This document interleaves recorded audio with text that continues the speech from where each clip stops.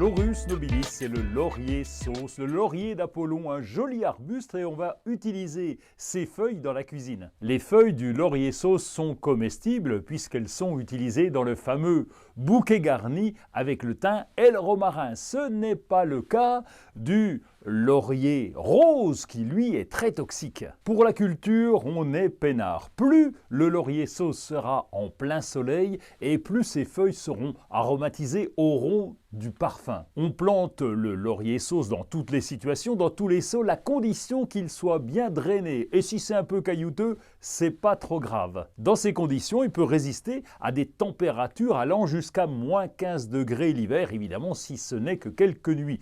On peut lui mettre un voile d'hivernage parce que ce qu'il craint le plus, c'est les vents froids qui peuvent abîmer le feuillage pendant l'hiver et là, il faudra le tailler assez court au printemps. On peut l'utiliser en pot, bien entendu, en le taillant d'ailleurs en pyramide, en boule, et puis l'hiver, on va l'installer dans une véranda ou dans une serre comme ici. Si vous le taillez, taillez après la floraison pour que les abeilles puissent aller sur les toutes petites fleurs. On peut prélever le feuillage pour la cuisine de temps en temps et toujours équilibrer la plante. La taille un peu plus sévère se fera en début du printemps. Ces fruits sont de petites baies ovoïdes un peu noires violacées qu'on utilise depuis l'Antiquité pour la fabrication du savon d'Alep. La chair de ce fruit a un petit goût qui rappelle l'avocat. On peut aussi la laisser sécher et la râper pour mettre en cuisine, un peu comme une noix de muscade. Lorsqu'on plante le laurier sauce, que ce soit en pot, en pleine terre ou même dans une serre, on va bien arroser